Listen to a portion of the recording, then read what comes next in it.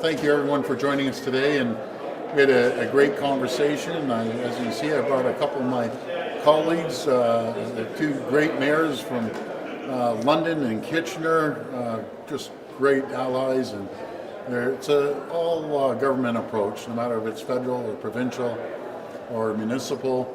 It's all about Team Ontario, Team Canada, and really communicating to our American friends, informing how important our relationship is, and building the AMCAN fortress I've been talking about for quite some time to make both countries the wealthiest, the richest, safest, most prosperous two countries in the world.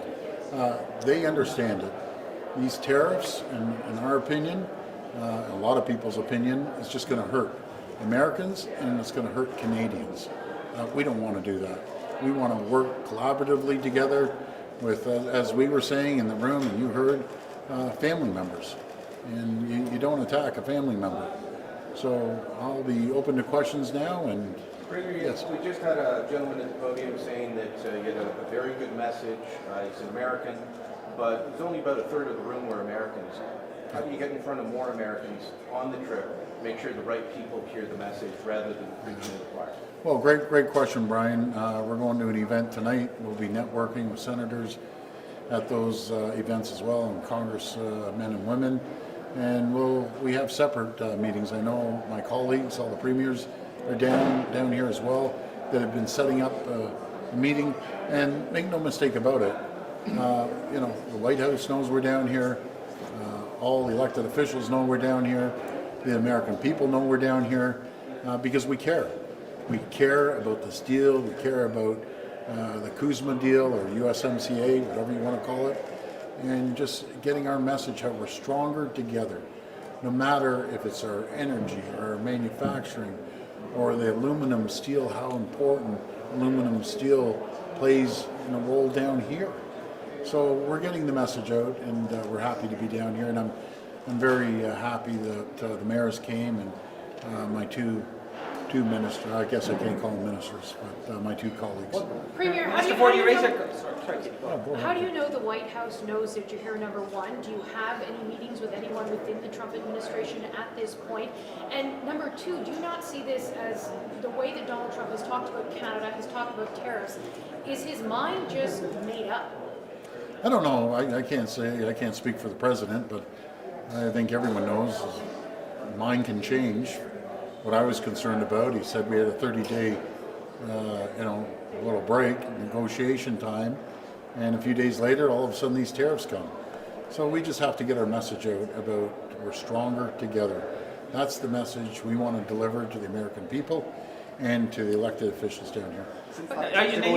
You raised the fact you can't call them ministers because you can't be called premier because you're actually a campaigning politician, even though you said you don't like politicians.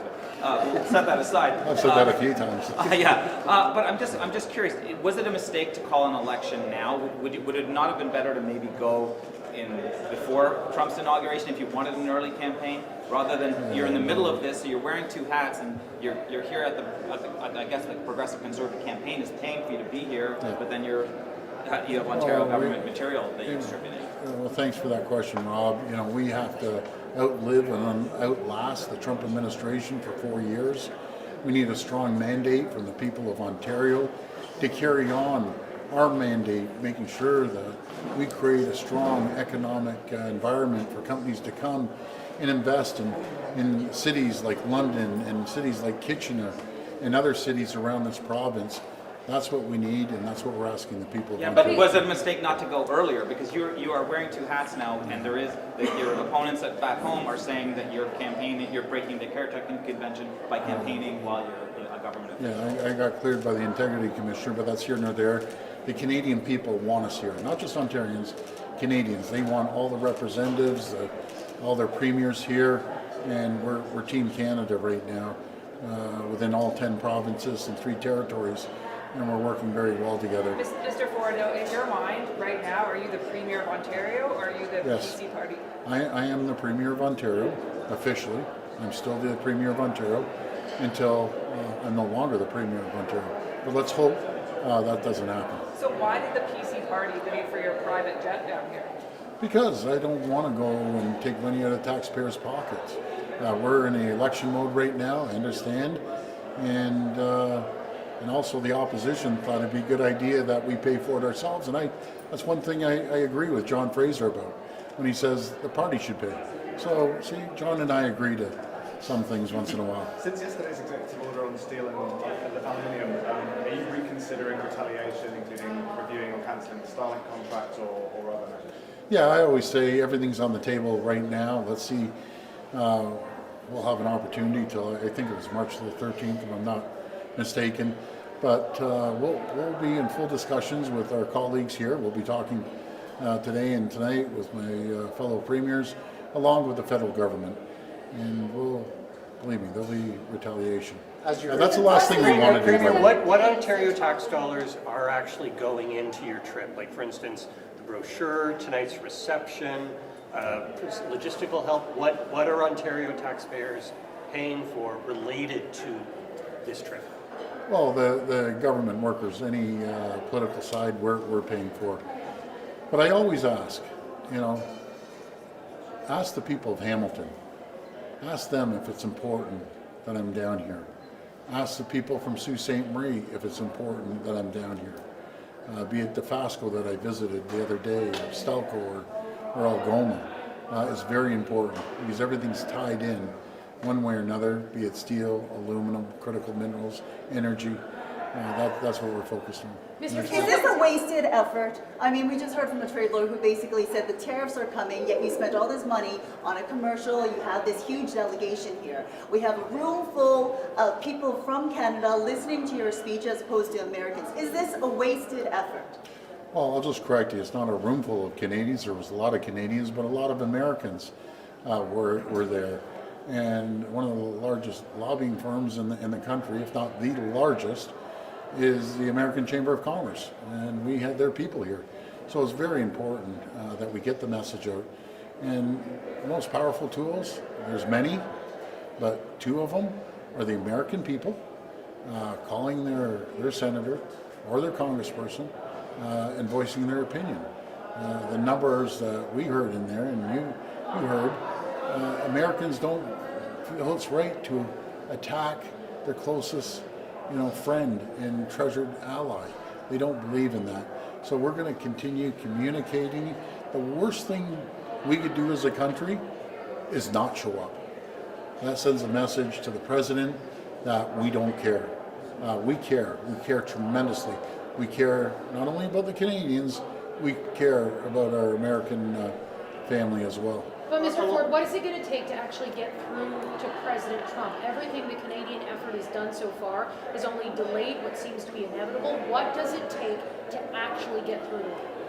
Well, Katie, another great question. I actually miss you down at Queen's Park. Maybe we'll ship you back with no tariffs because you're a good person and a good reporter. But, let's all face it. There's no secret. President Trump is probably one of the best negotiators in the world. This is his area of expertise, but we need to sit down. And it's not always just the president. He has great advisors. He has very important key allies that sit in the Senate and sit in the Congress that he needs their support. So we're going to continue communicating our message about the Amcan Fortress and just working the room, working Washington. And it's so important that we do that. Can we get your comments on Trump's words about the auto industry specifically? They've been echoed by some of his people like Howard Lutnick. They seem to believe that Ontario stole the auto jobs, that they didn't exist until recently. It's like they compare it to Mexico, the plants going there in the 90s. So can you respond to that? Well, first of all, that's another reason I'm here, to inform accurate statements, not statements are inaccurate. The facts are, we buy as many cars from the U.S. as we ship down there. The fact is, 50% of cars we're shipping down there have American parts. The fact is, the steel that they're putting a tariff on, that steel from the U.S. is manufacturing a lot of the cars, not all of them, but a lot of them. So that's the message we're getting down there. The aluminum, they're tariffing. So this is really, really important. This is where the Canadian public can play a role. So Quebec ships down endless amounts of aluminum because Americans need it. Not that we're just shipping down there, Americans need it. Their aluminum capacity is way down here. If they didn't have imports come in, they'd be lost. But in saying that, so you know the delicious beer that all you guys like to have on a hot summer day, those cans, that aluminum comes from Quebec, goes down to the US. It gets printed. They put added value on it. It gets shipped up and they get filled in Ontario. Same with, without naming the big beverage companies, the big beverage companies, they get their cans made in the US from Canadian aluminum. Added value goes in, they print them, they go up and they get filled. And it's no different than other supply chains. As I mentioned in there, you can't just flick a switch and unscramble the eggs. You know, you just have to make a bigger omelet, as we say, and that's what we need to do. Do you think Canada should speed up or attempt to speed up the renegotiation of the USMCA? Do you think that this is where it's all headed? I think so. I think it's important. Let's get a deal. The only thing certain right now in both economies is uncertainty. And nothing scares companies more than uncertainty. And nothing scares people more. You don't know if you have a job today or tomorrow. That's concerning. But Trump negotiated the USMCA last time. He said it was a great deal. Was he lying then, or is he lying now? No, I wouldn't use that word lying. I will tell you one thing. I read that. I saw a book. Yeah. Inside, the greatest deal ever, he said. Yeah. I remember those lines. Yeah. And now it's not the greatest deal. Well, if he wants to tweak it or whatever, that's what negotiations are all about. Making sure that a good negotiation is when both parties walk away from the table not 100% happy. Do you think we need a federal election For first? a Do lot you of what think we you should got Yes, into yes. today. Wait, but A lot of what you got into could you today expand was- why you think we need a federal election Okay, first? yourself, sorry, and then yourself right after. So a Thanks, federal, Laura. yeah, A lot of what you got into today was on the federal side of things, right? I don't know what just happened there, but Sorry, I thought you said me. no, first. just taking You it. said Laura first. Laura. No, but So yes, to answer your question, yes, because there's uncertainty right now in the federal government around the world. You know, people are concerned who's running our country. Prime Minister Trudeau will be stepping back on, I think, March the 9th. I can't even keep track of the dates. The new leader will be put on March the 9th. People want certainty. Let's go to the people. Okay, Carly, it'll be the last question. Yeah, sorry. You ventured into a lot of federal government territory in your speech and in Fireside Chat, taking on the Digital Service Act, and also foreign affairs.